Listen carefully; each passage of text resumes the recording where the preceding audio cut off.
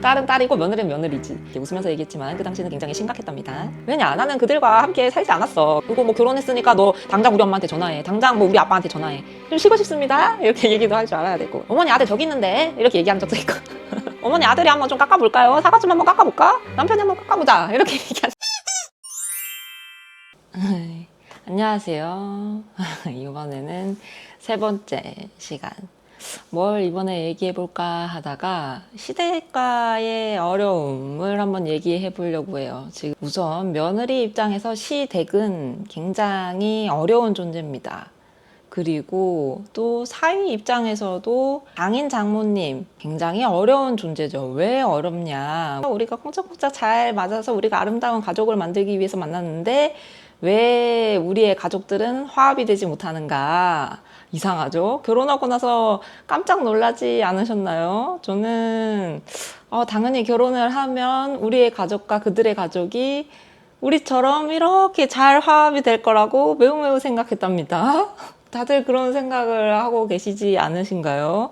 아니면 이미 결혼식을 준비하면서부터 이거는 어려울 수도 있겠다, 이렇게 생각하시는 분들도 분명 계셨겠죠. 지금 저도 3년 차가 되고 나서 이제 돌이켜 보니까 참 많은 일이 있었어요. 다복한 컨텐츠들이 쌓였겠죠. 저희도 당연히. 그러면서 드는 생각들을 차근차근 하나씩 얘기를 해보려고 해요. 저도 이렇게 직접적으로 부딪히기 전까지는 이런 컨텐츠들이 만들어질지 전혀 몰랐어요. 이렇게 웃으면서 얘기했지만 그 당시는 굉장히 심각했답니다. 이미 그와 내가 같이 살면서 지금 굉장히 많이 부딪히잖아요. 우리 부모님들은 더더욱 안 맞는다고 생각을 하셔야 돼요. 왜냐, 우리는 30년 동안 따로따로 살아서 맞추는 것도 이렇게 힘든데 그들은 적어도 60년을 각각 살다가 맞추려고 하면 굉장히 어렵습니다. 그래서 그 사돈지간끼리는 안 만나는 것이 좋다고 생각해요. 막 상견례 때, 결혼식 날, 끝. 물론 오해하지 마시고요. 그 사돈끼리 너무 잘 지내시고, 뭐, 사돈끼리 막 여행 가고, 이것은 극히 유니콘이라는 거. 우리가 유니콘을 바라보면서 나도 그럴 것이야 라고 생각하면 너무 마음이 아프고 속이 쓰리고 그렇잖아요. 그러니까 그거는 잠시 이렇게 접어두고, 너무 이상적인 걸 보면은 눈이 아파요. 제가 며느리 입장에서 좀 우선 말씀을 드려보자면, 정말 그 시댁에 가는 것은 마음이 쉽지 않습니다.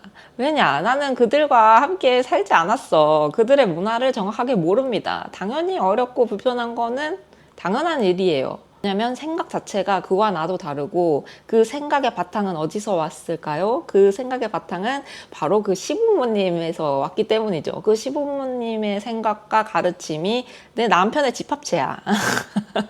그렇게 생각하면 좀 더 빠릅니다. 그러면 남편의 생각들이 짝짝 나눠져 있는 곳이 어디다? 시댁이다. 나는 시댁에 가면은 남편 둘을 만나야 된다. 그것도 좀 더 확고해진 확고해진 내 남편을 만나러 가는 거예요. 거의 30년 넘도록 더 굳어진. 참 이게 어렵습니다만, 저도 처음에는 이게 갔을 때 너무 적응이 안 되고 당황스러웠던 적이 많아요. 반면에 저희 집은 굉장히 조용하고 차분하고 주로 차를 즐겨 마시고 그런 집입니다. 엄마랑 아침 송편, 엄마랑 차 마셔야지. 저희 시부모님 같은 경우에는 굉장히 활발하신 이 성향을 가지고 계십니다. 너무나도 활동적이세요. 제가 영상 첨부해 드릴게요. 쓰리야 원, 투 돌리는 거. 이쪽 편으로? 포, 원, 이렇게 돌아가면서? 포와 쓰리야 포 옆으로 돌리는 거. 아들이 원, 투, 쓰리야 포 하자. 쓰리야 포와 쓰리야 포, 원, 투. 할게요. 이게 어머니와 남편이 열심히 뛰노는 장면들이 있거든요. 제가 이걸 보고 시겁했어요. 저도 거길 같이 따라하려고 해봤지만 몸치인 저는 하나도 되지 않았고요. 결론은 제가 처음에 너무 그쪽 분위기를 맞추려고 가서 애를 쓰다 보니까 나중에는 제가 너무 많이 지치는 거예요. 저 텐션을 맞추기 위해서 나를 막 끌어올려야 되니까 나 너무 어머니한테 잘 보이고 싶고 너무 잘 지내고 싶어가지고 애를 많이 썼던 거죠. 근데 그럴 필요가 없더라. 어느 정도의 나의 낮은 텐션과, 그러니까 그들에 비해 낮은 텐션과 나의 모습을 그냥 그대로 보여줘도 크게 문제가 없더라. 그래서 다음에 갔을 때는 그냥 좀 어머니랑 같이 누워서 어머니 저 좀 힘든데 잠깐 누워 있을게요. 이렇게 얘기도 하고 오히려 그런 것을 더 편안하게 여기시더라고요. 그러니까 너무 처음부터 애쓸 필요는 없다는 말을 좀 드리고 싶어요. 그리고 두 번째로는 처음에 외향적인 사람 그런 경우에는 이제 전화 드리는 것도 좀 어려울 수가 있어요. 그럴 때는 남편이 안부 전화를 할 때 같이 옆에서 전화하는 것부터 천천히 한번 시작해 보세요. 그러면 조금 더 마음이 수월해집니다. 결혼을 했다고 해서 갑자기 우리 엄마한테도 안 하던 안부 인사를 갑자기 시댁에 전화를 걸어가지고 어머니 잘 계세요?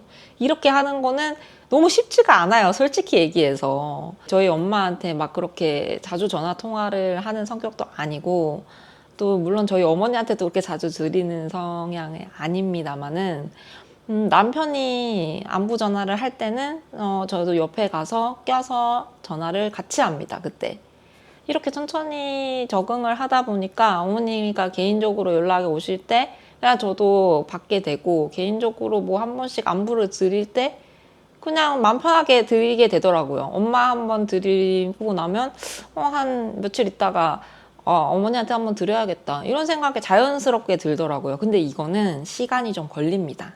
천천히 부부끼리 좀 맞춰갔으면 좋겠어요. 이거 뭐 결혼했으니까 너 당장 우리 엄마한테 전화해. 당장 뭐 우리 아빠한테 전화해.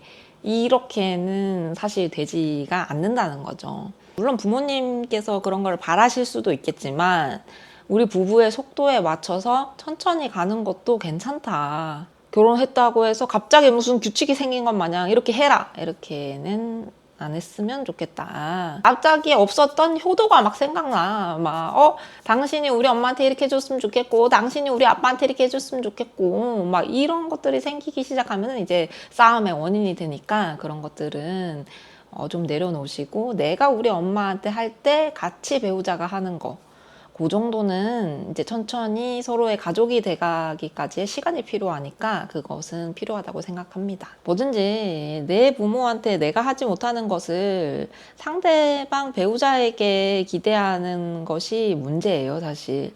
제일 중요한 건 우리 집에서 내 남편에게 가는 어떠한 말들은 내가 알아서 필터링을 중간에 거쳐서 싹 자를 때도 있어야 하고 그 시댁에서 저한테 오는 불만사항들 이 정도는 남편이 커버할 수 있겠다 하는 것들은 중간에서 이렇게 커트 중간에서 싹 없애는 이것도 굉장히 필요합니다. 이거 사실 쉽지 않아요. 저도 거의 3년 동안 중간에서 왔다 갔다 하다가 뭐 다들 그렇게 사는 거죠. 아시는 분들은 듣고 전화하지 마세요. 듣고 여기 전화하지 마. 그럼 그런 전화하는 순간 파국이야.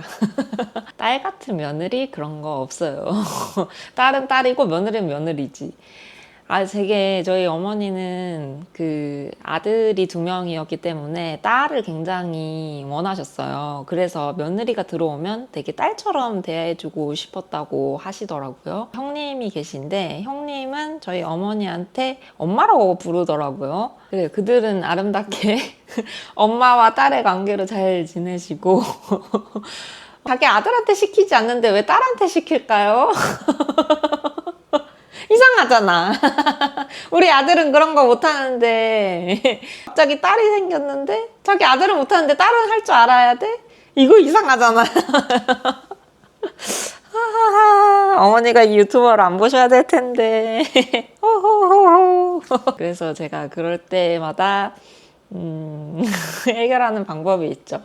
그럴 때는 어머니 저기 아들 있는데 아들 저 어머니가 부르신다 이렇게 얘기합니다.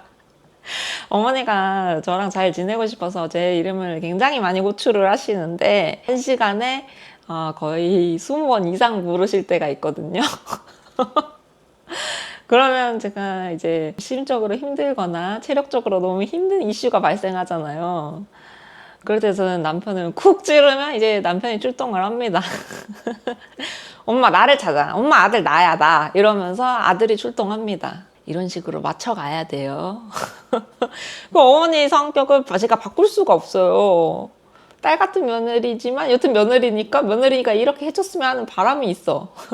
그쵸? 내가 또 알아서 어느 정도는 너무 스트레스 받으면은 가족이 될 수 없고 적당하게 웃으면서 어머니 저는 좀 쉬고 싶습니다 이렇게 얘기도 할 줄 알아야 되고 어머니 아들 저기 있는데 이렇게 얘기한 적도 있고 어머니 아들이 한번 좀 깎아볼까요? 사과 좀 한번 깎아볼까? 남편이 한번 깎아보자 이렇게 얘기한 적도 있어요.